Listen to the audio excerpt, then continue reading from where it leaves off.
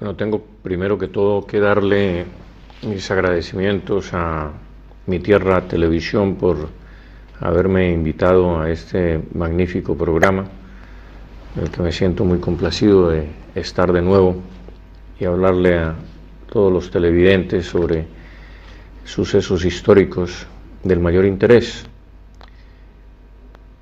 Para empezar, diría que la independencia de los países hispanoamericanos se debió principalmente a un tremendo vacío de poder que se suscitó cuando Napoleón Bonaparte invadió la península y se apoderó del trono español.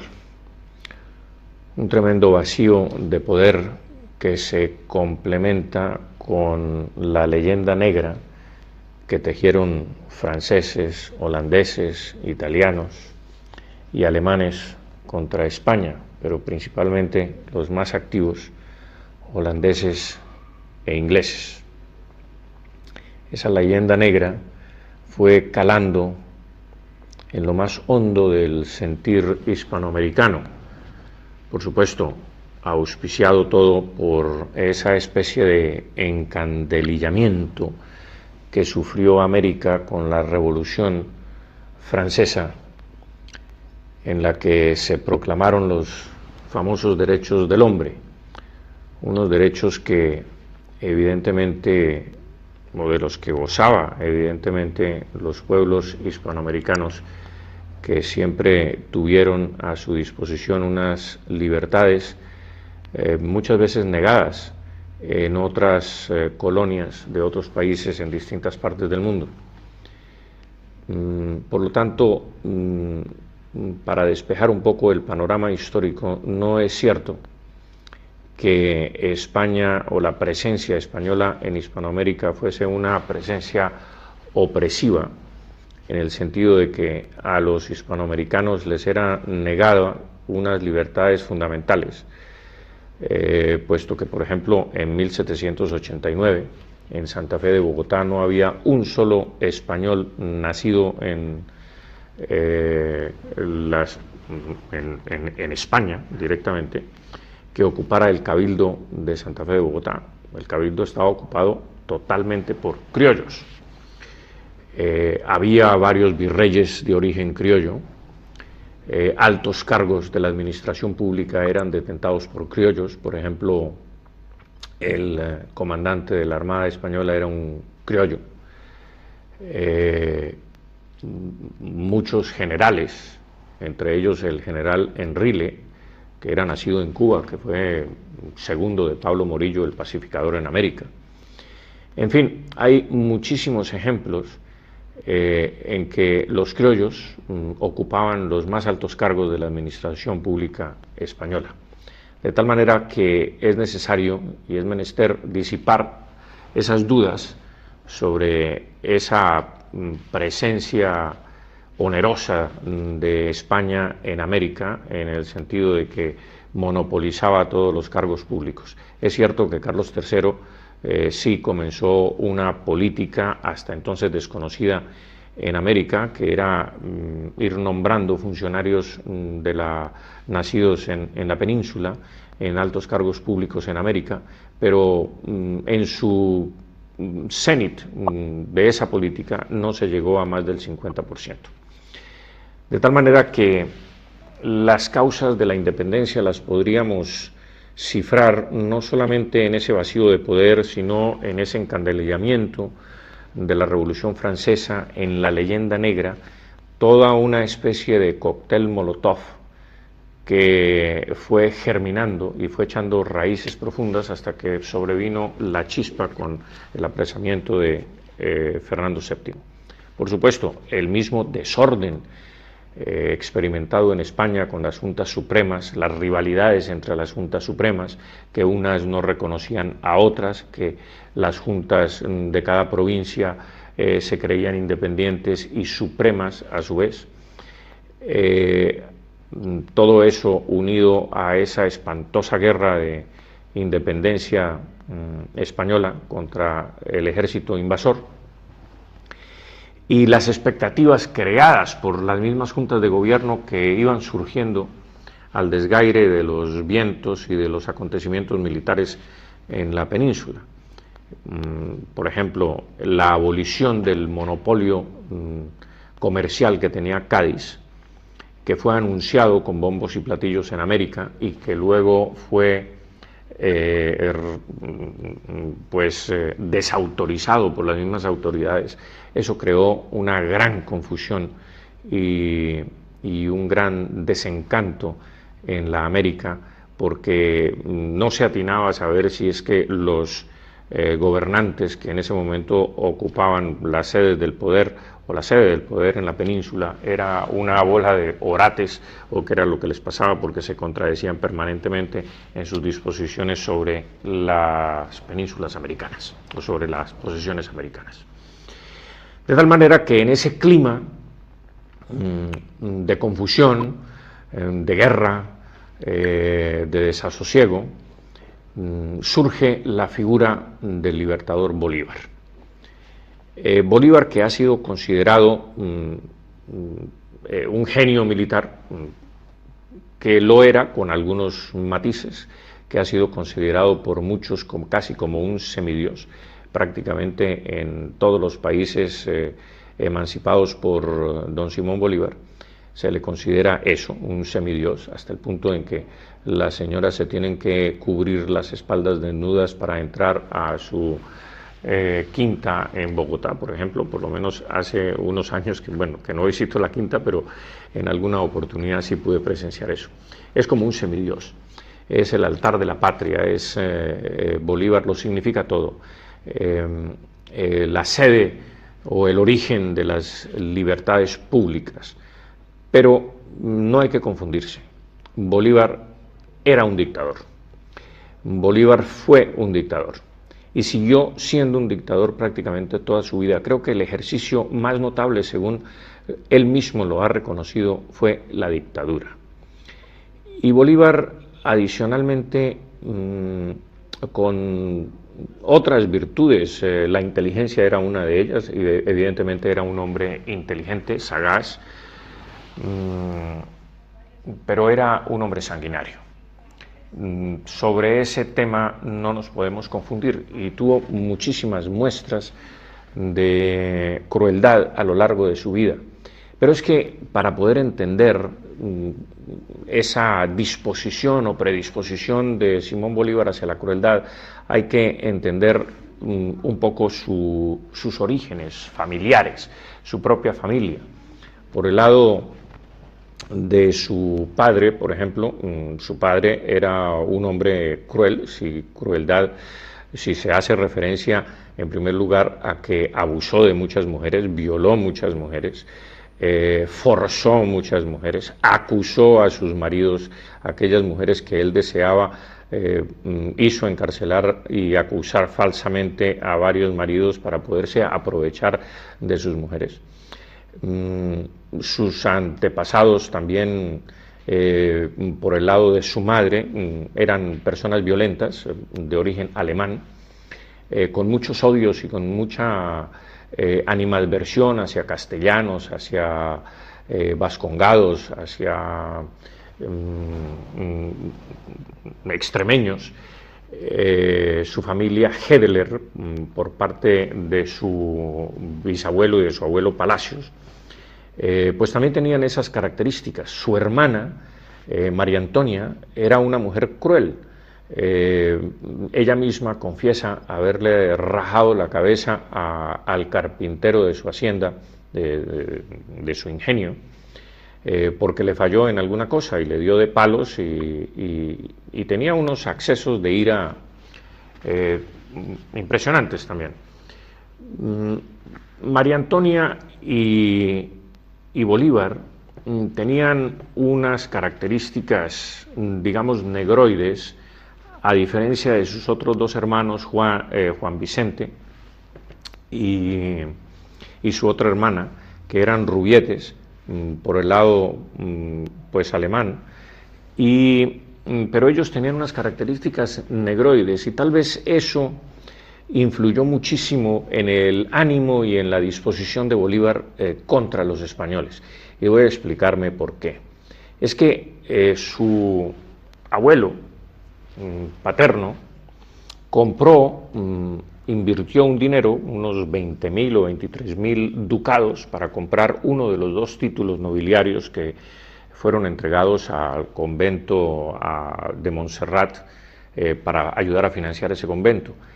Pero el título no lo pudieron obtener, y ese título lo estuvieron peleando, el título nobiliario lo estuvieron peleando durante casi un siglo, y no lo pudieron obtener precisamente porque no podían demostrar la pureza de sangre. Por otro lado, su tío, hermano de su madre, también ambicionaba a que la familia Palacios tuviera otro título nobiliario, y tampoco nunca lo consiguieron.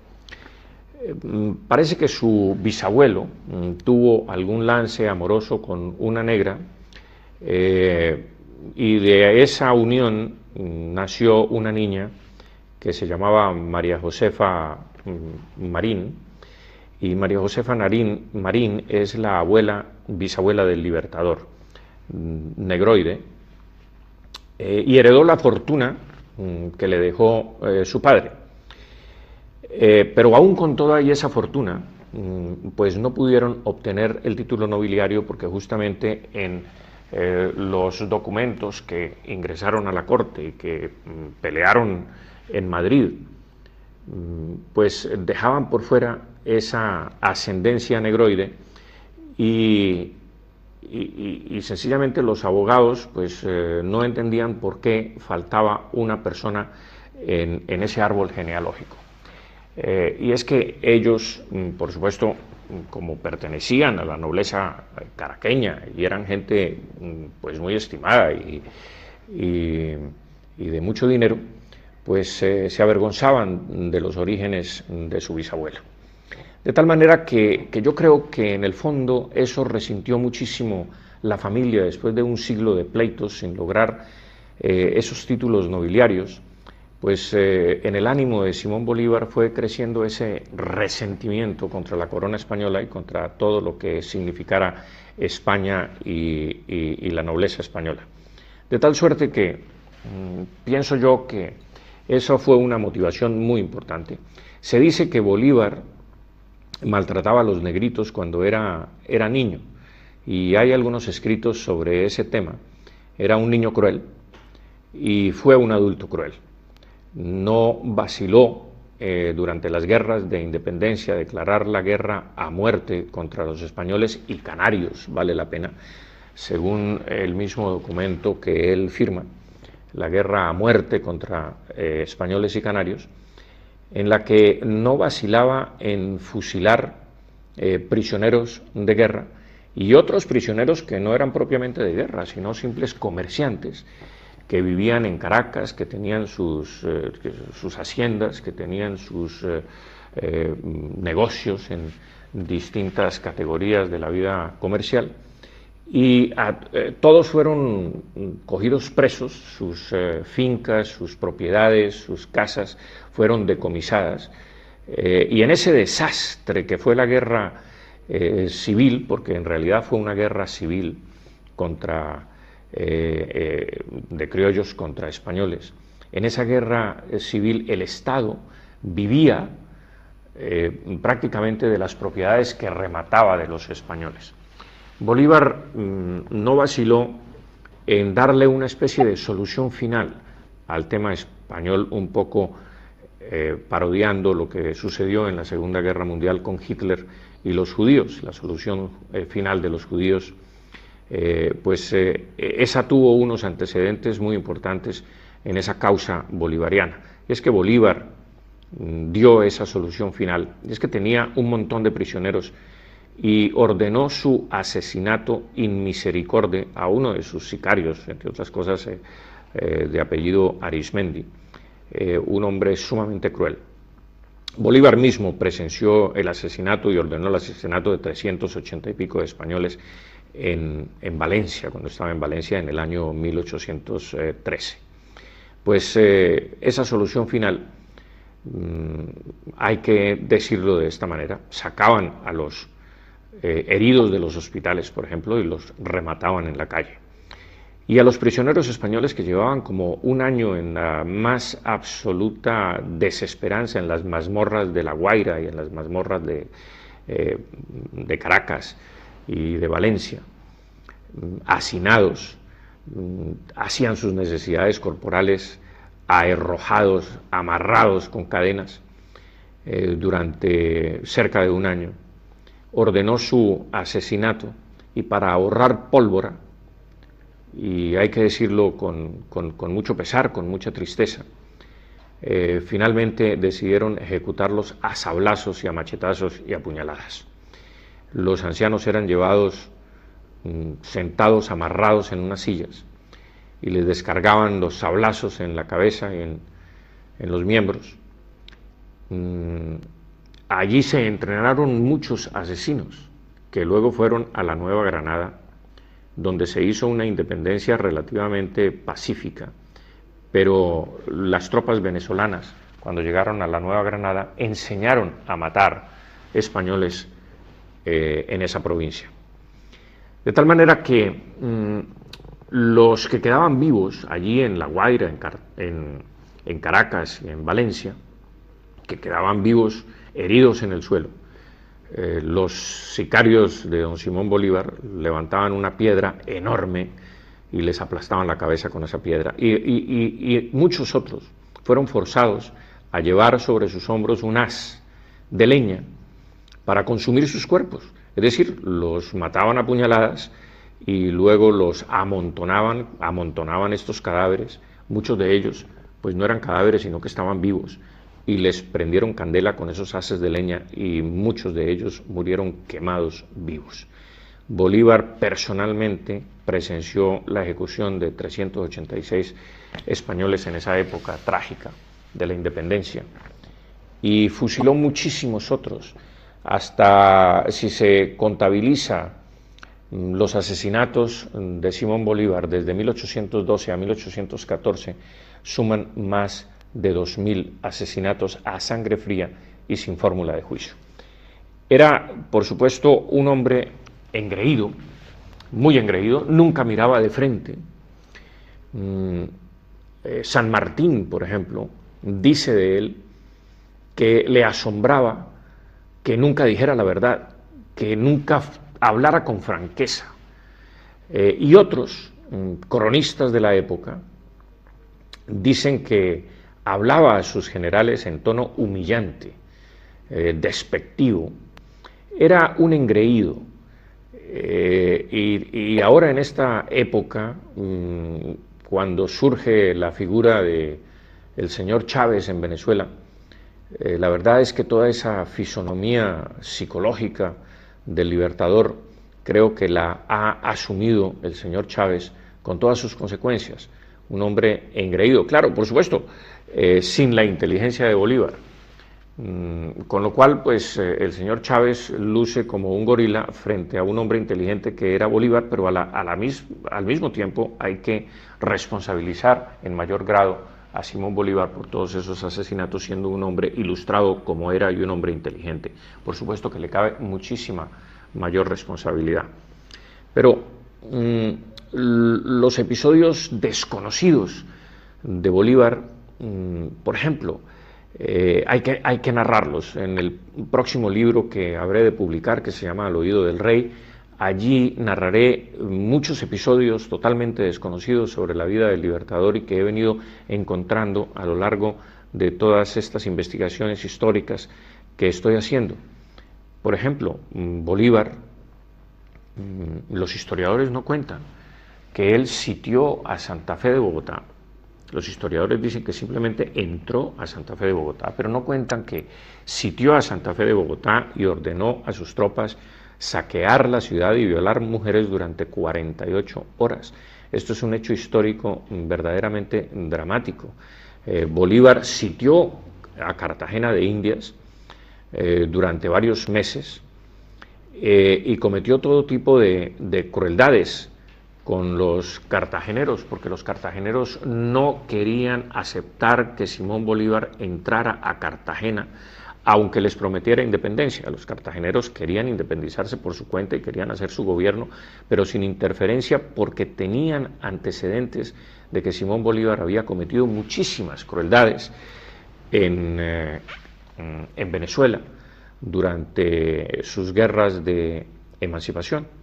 De tal manera que Bolívar era una figura rechazada totalmente en la Nueva Granada. Fue amparado por uno de los próceres de la independencia colombiana, que era Camilo Torres, era federalista. Por supuesto, Bolívar era centralista, como buen dictador que era, pero Bolívar atendía todas las causas. Y fíjense ustedes que cómo no iba a atender todas las causas, que cuando él se exilia por primera vez en Curazao, cuando abandona sus tropas en Puerto Cabello en 1812 y se va huyendo hacia Curazao, en Curazao escribe una carta a un amigo suyo diciéndole que, y confesándole que quiere enlistarse en los ejércitos de Wellington para venir a liberar a España de los ejércitos napoleónicos. Eso nos da un poco la semblanza de que Bolívar quería libertar cualquier cosa. Es decir, él quería ser protagonista de alguna libertad, de cualquier libertad que fuese. Porque ¿cómo podía él venir a libertar a España cuando quería en realidad libertar la América de los españoles? Es una contradicción, evidentemente. Luego, eso nos tiene que aterrizar sobre esa realidad psicológica de don Simón Bolívar, y es que él quería ser el centro de todas las libertades, la que fuera. Quería ser protagonista de la historia, quería ser el hombre providencial que la América necesitaba. Y cuando comprendió que era mucho más fácil libertar a la América de los españoles que a España de los franceses, pues se quedó libertando la América. Y de esa manera, logró lo que él esperaba lograr con sus amigos y con toda la clase dirigente criolla, que era la que en realidad quería la libertad. Porque los indios y la clase media y los no tan indios se sentían muy complacidos con la administración española, porque, vale la pena decirlo, España llevó la cultura y el progreso a la América. De eso no cabe ninguna duda. La América era muchísimo más próspera, la América española muchísimo más próspera que cualquier país europeo. Hay comparaciones muy interesantes en que muestran que efectivamente la gente tenía que trabajar mucho menos en América para ganarse el pan que en Europa, y vivían en condiciones mucho mejores que en Europa. Había alcantarillados, había salud, había cultura y mucha riqueza, por supuesto.